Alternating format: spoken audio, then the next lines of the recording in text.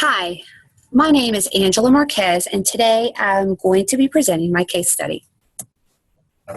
Over the weeks, I worked with a 7-year-old male placed in a second grade TAG or gifted classroom. He has had behavior concerns since the start of pre-K. He's had difficulty with transitions, staying focused, and following directions. In 2004, he was deemed eligible for a 504 to support his ADHD diagnosis. His accommodations include 5-minute verbal warnings prior to transitions, extended time, and behavior incentives. In April of 2016, last year in first grade, he was recommended for testing into the gifted program. He qualified under option B because he scored high in all areas except achievement. That meant that he was automatically placed into a gifted class for the 2016-2017 second grade school year. Gifted students usually are operating above 1 year above grade level, but his slow data from first grade showed that he was actually below those expectations even though he qualified for gifted. So that meant there was a discrepancy between his natural ability and his performance ability. This is a sample of his 504, and here where the arrow is pointed, it shows that he scored very low in achievement, 49%, whereas his mental ability, his motivation, and his creativity all ranked in the 90th percentile. After looking at all the data, I feel like he scored very low in achievement because of lack of exposure, lack of expectations, lack of rigor, and lack of challenge in the first grade setting. At the start of second grade, his initial scores in all assessments ranked below the TAG expectations. Those assessments included the initial comprehension assessment using the Phonics and Pinnell benchmark, reading fluency, nonsense words, phonics, writing conventions, as well as behavior concerns that were still apparent. This is all the data that I collected to identify his reading and writing levels at the start of the year. At the top, I have this Phonics and Pinnell, reading at a level K, which is very normal for a regular second grade TAG class. For a regular second grade class, but as you can see, for TAG, level M or higher. And here, the way I have it is his reading qualifiers, his fluency, the description of it, the score, and then what I would like to see students have as they enter a TAG setting. So this is a wealth of data, and all the data shows that he was below the TAG level expectation. This is an example of the F&P running record. Here he scored 97% accuracy with only limited comprehension. He did very well answering questions within the text. Those are your basic questions, basic knowledge. Had a difficult time going beyond the text. Those are more your inferential questions and drawing conclusions.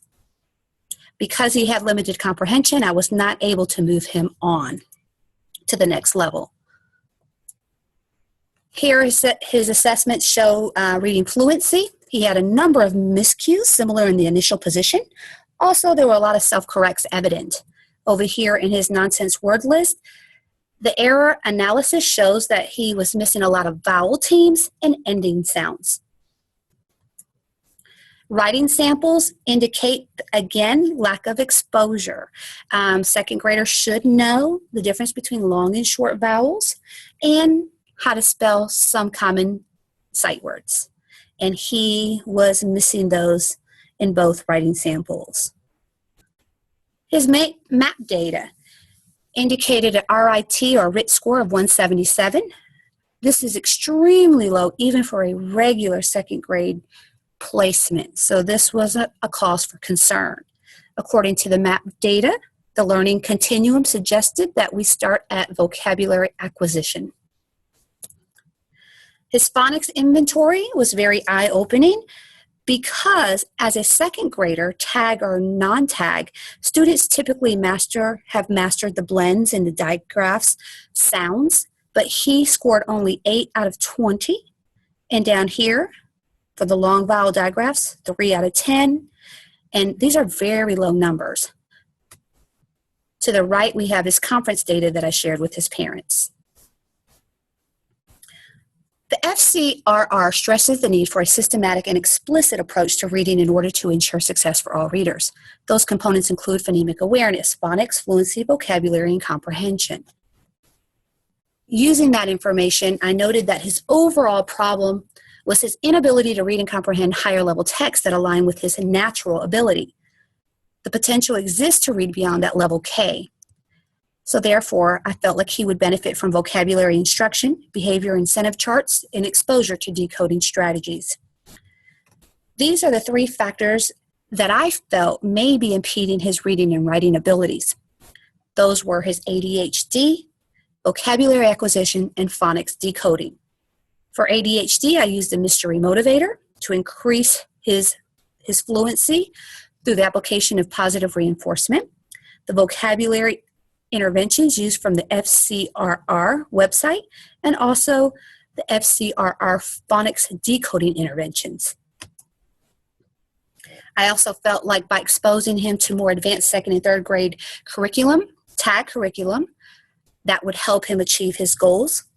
Higher academic and behavioral expectations, increased rigor, and implementing the use of an IRI to assess his overall reading progress. Gunning states the IRI yields much information about a student. Such information can provide the teacher with an independent and instructional level that assists with placement, differentiation, and interventions to help students meet their goal. Here we have one of the factors that I decided to focus on is the mystery motivator, the behavior aspect of it all. So we monitored his behavior, and he was praised for transitions, getting along with peers, and a wealth of other areas. Vocabulary acquisition, we worked with him on that as well.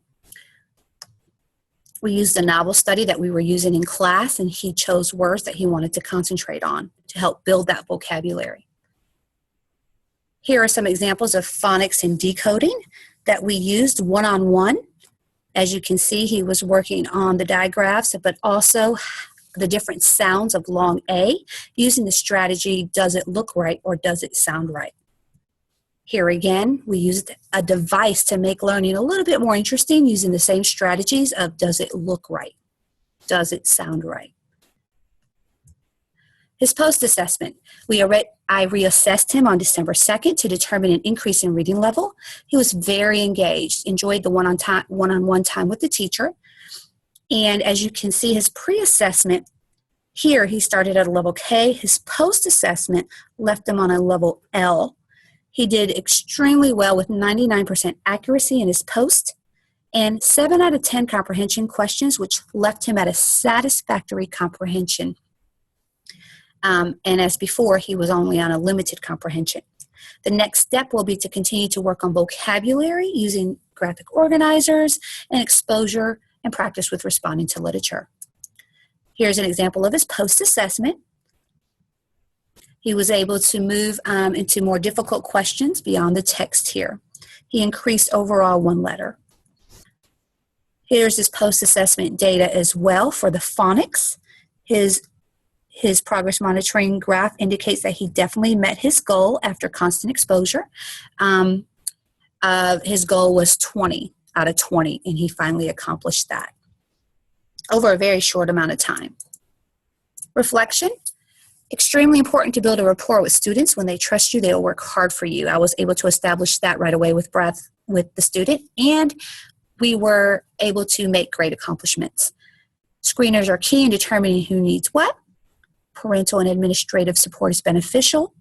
Teachers need to be trained and retrained on the 5 components of reading and how those build off one another. Ongoing professional development and support is a necessity, and students can and will learn if it is the expectation. Thank you.